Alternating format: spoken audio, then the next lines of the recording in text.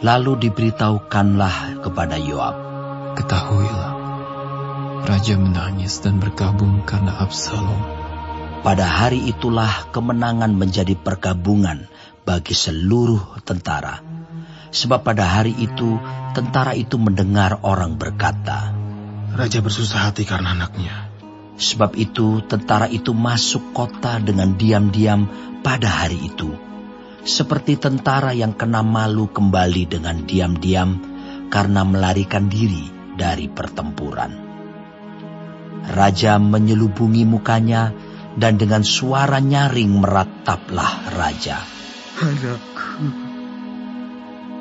Absalom, Absalom, anakku,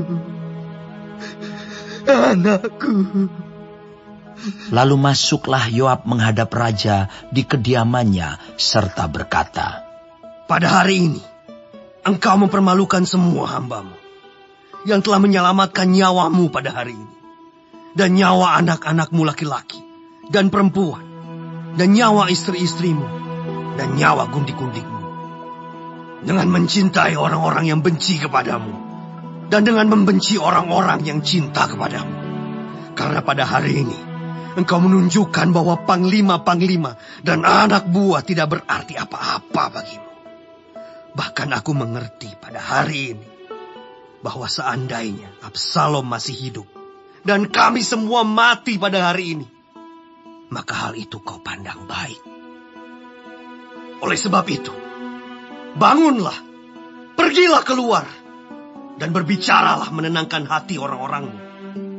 Sebab aku bersumpah demi Tuhan, apabila engkau tidak keluar, maka seorang pun tidak akan ada yang tinggal bersama-sama dengan engkau pada malam ini.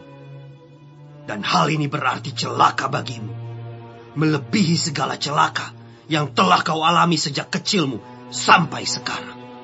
Lalu bangunlah raja dan duduk di pintu gerbang.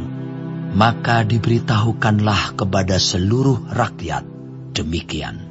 "Ketahuilah, raja duduk di pintu gerbang." Kemudian datanglah seluruh rakyat itu menghadap raja. Adapun orang Israel sudah melarikan diri masing-masing ke kemahnya. Seluruh rakyat dari semua suku Israel berbantah-bantah, katanya, "Raja telah melepaskan kita dari tangan musuh kita. Dialah yang telah menyelamatkan kita dari tangan orang Filistin. Dan sekarang ia sudah melarikan diri dari dalam negeri karena Absalom. Tetapi Absalom yang telah kita urapi untuk memerintah kita sudah mati dalam pertempuran. Maka sekarang, mengapa kamu berdiam diri dengan tidak membawa raja kembali?" Raja Daud telah menyuruh orang kepada Zadok dan Abiatar, imam-imam itu, dengan pesan, "Berbicaralah kepada para tua-tua Yehuda demikian. Mengapa kamu menjadi yang terakhir untuk membawa raja kembali ke istananya? Sebab perkataan seluruh Israel telah sampai kepada raja. Kamulah saudara-saudaraku, kamulah darah dagingku. Mengapa kamu menjadi yang terakhir untuk membawa raja kembali? Dan kepada Amasa haruslah kamu katakan, bukankah engkau darah dagingku? Beginilah kiranya Allah menghukum aku, bahkan lebih lagi daripada itu, jika engkau tidak tetap menjadi panglimaku menggantikan Yoab." Demikianlah dibelokkannya hati semua orang Yehuda secara serentak, sehingga mereka menyuruh menyampaikan kepada raja pesan ini. "Kembalilah, tuanku, dan semua anak buahmu." Lalu berangkatlah raja pulang, dan sampailah ia ke tepi sungai Yordan. Sementara itu orang Yehuda telah sampai ke Gilgal untuk menyongsong raja dan untuk membawa raja menyeberang sungai Yordan. Juga Simei bin Gera, orang Benyamin yang dari Bahurim itu, cepat-cepat datang bersama-sama dengan orang-orang Yehuda untuk menyongsong Raja Daud. Juga ada 1.000 orang dari daerah Benyamin bersama-sama dengan dia. Dan Ziba, hamba keluarga Saul, dan ke-15 anaknya laki-laki dan ke-20 hambanya bersama-sama dengan dia datang tergesa-gesa ke sungai Yordan mendahului raja. Lalu menyeberang dari tempat penyeberangan untuk menyeberangkan keluarga raja dan untuk melakukan apa yang dipandangnya baik. Maka Simei bin Gera sujud di hadapan raja ketika raja hendak menyeberangi sungai Yordan dan berkata kepada raja, "Janganlah kiranya tuanku tetap memandang aku bersalah, dan janganlah kiranya tuanku mengingat kesalahan yang dilakukan hamba-Mu ini pada hari tuanku raja keluar dari Yerusalem. Janganlah kiranya raja memperhatikannya lagi. Sebab hamba-Mu ini tahu bahwa hamba telah berbuat dosa. Dan lihatlah, pada hari ini akulah yang pertama-tama datang dari seluruh keturunan Yusuf untuk menyongsong tuanku raja." Lalu berbicaralah Abisai, anak Zeruya, katanya, "Bukankah Simei patut dihukum mati karena ia telah mengutuki orang yang diurapi Tuhan?" Tetapi Daud berkata, "Apakah urusanku dengan kamu, hai anak-anak Zeruya, sehingga kamu pada hari ini menjadi lawanku? Masakan pada hari ini seorang dihukum mati di Israel? Sebab bukankah aku tahu bahwa aku pada hari ini adalah raja atas Israel?" Kemudian berkatalah raja kepada Simei, "Engkau tidak akan mati." Lalu raja bersumpah kepadanya. Juga Mefiboset bin Saul menyongsong raja.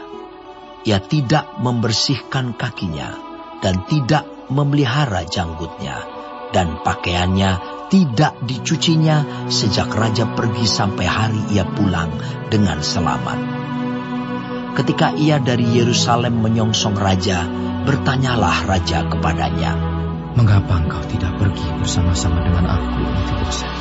Jawabnya, "Ya tuanku raja, aku ditipu hambaku, sebab hambamu ini berkata kepadanya, 'Pelanailah keledai bagiku, supaya aku menungganginya dan pergi bersama-sama dengan raja.'